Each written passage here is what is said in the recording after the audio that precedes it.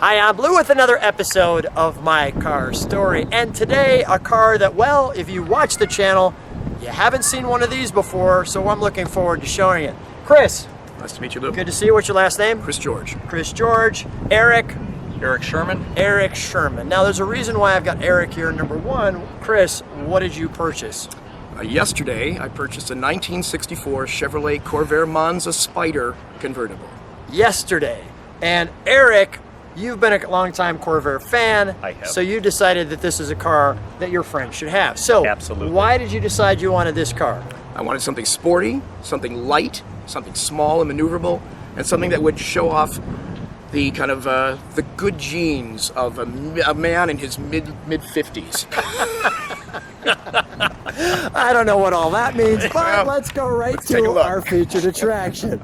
So come on over, man, in your mid-50s, showing off your jeans, because this one is not your average Corvair either. So one of the reasons why I waited for a Corvair was because I like to share with you something unique and something top of the line, and this matches that. So right off the bat, 64 Corvair Chevrolet product, as you can see.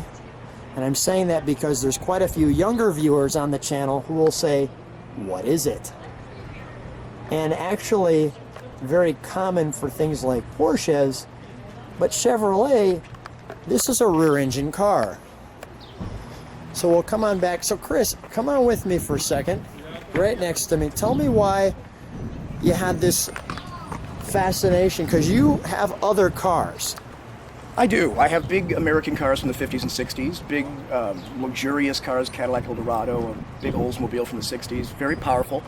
And as I've gotten older, I have had a greater appreciation for smaller cars and cars that have very innovative engineering, and it doesn't get much more innovative than the Corvair. So now the Corvair, you know, it has all those stories about Ralph Nader and he had problems with it or something and issues. You've had it a day. So we can't ask you tons of questions about it just yet, as you're just getting used to knowing about it. But already, you know, this, although it's new for you, it's not really new because you've been studying this car for a while. How long have you been looking for your Corvair? Probably about 4 or 5 years. I joined the Corvair Club about 4 years ago with the hope of finding one.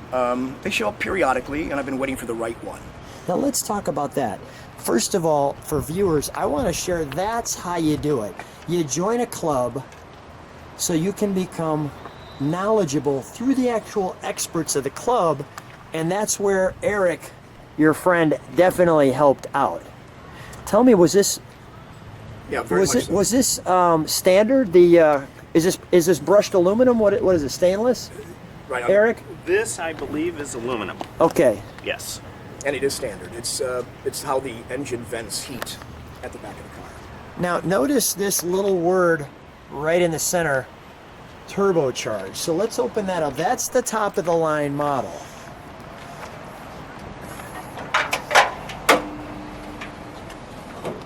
So you've got our spare tire here. Yeah.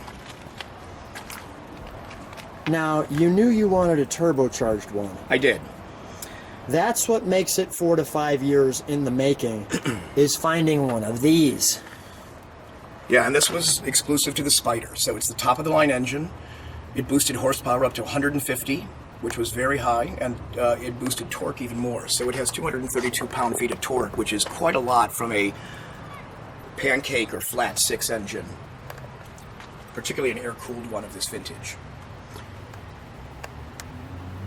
That's really cool. And one thing that is missing is, and I'm going to get that, is there's a sticker that's normally on here that says turbocharged 150 horsepower. You'll get that maybe day 3 or 4. Yes, day 3 or 4. I'm taking it a step at a time. Step at a time. Now, okay, so I can't ask you really what's the reaction yet, but I will say that even at the car show we came today, what was the reaction from your car? It is like a I've never seen anything quite like it. People are gravitating toward this car in ways I could never imagine. We drove it yesterday down. We bought it up in Lake Geneva, Wisconsin. We drove it down yesterday, and I cannot tell you how many people gave it thumbs ups. Just unbelievable reaction. I never expected it for a Corvair, which is a Corvair is a fairly modest car, and yet it seems to really speak to people. And yet, when you've had it, I mean, you're having this wonderful adventure. You're getting, interviewed on a channel like this right off the bat. On day 2, yeah. Yeah. We'll call it day 2. We'll get that sticker on there. May I open the door? Please. Thanks. Okay, so right off the bat, we've got thin door. I mean, there's my hand. Yeah. Not the width of my hand. We're going to keep that engine compartment area open. Now, the Monza would mean the turbo. Well, the Monza actually is the upscale interior option. Oh, really? Yeah, it's sort of the top of the line. The Spyder designates the turbo. The Spyder designates the turbo. And with the Spyder name came that very unique dashboard. That is not the standard dashboard that you'll find in a regular Chevrolet Monza. So that's only on the turbo. Only on the Spyder. The Spyder. And I say this, and I've said this many times in the comments, as well as in the channel. I love learning about these cars. Yeah. And, even, I'm curious, that's a vent. Yeah, that's the heater. That's how you heat the passenger's feet in the Let me winter. show that.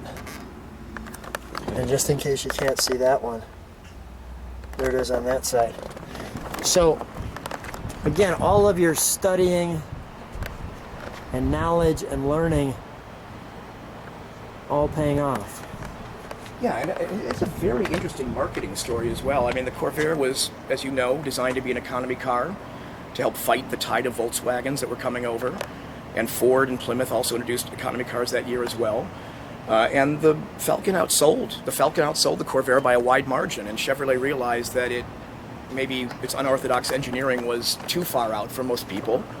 So it kind of morphed into a sporty car. And they kind of rethought how to market the car, and this in many ways kicked off the 60s, the kinds of cars that people wanted in the 60s, bucket seats, manual transmissions, high-powered engines, and I think it doesn't go too far to say that had there never been a Chevrolet Corvair Monza, there would never have been a Mustang. This was the inspiration, this laid the template for the muscle cars and the pony cars of the entire decade. Very neat. Let's open the, and you were sharing, they called it the frunk. Because This it's is the frunk. Front trunk. So there's a little push over there. There is, and now you're going to see the problem of owning a car for one day, because I don't think I can do this. Oh, I did it! All right. You were hoping I couldn't do it on live and TV, but I did it. There, we have success. First time, a charm. Yeah. Wait, you can actually hear that there's an echo in your frunk. Yeah. So we've got venting here. We've got our windshield, our brake, our jack. Yeah. And one of the things that makes a Corvair so interesting is that because the front end is so light, Yeah. it doesn't need power steering and it doesn't have power brakes. So it's a very simple car in a lot of ways. Let me just feature that setup right there. All right, we'll shut our frunk Okie doke. and we will fire it up. Okay, we'll let it idle and then we'll give it a little turbo sound. So.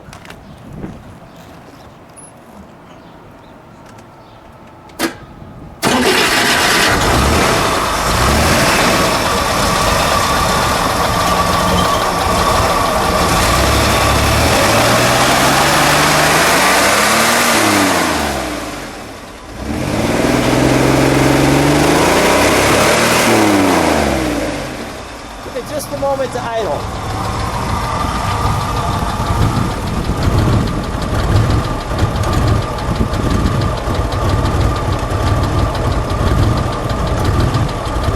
Pretty throaty.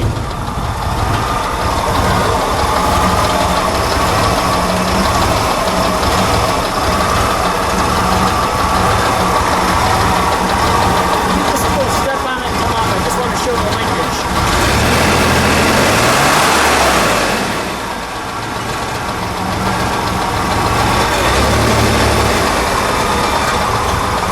We'll shut her down.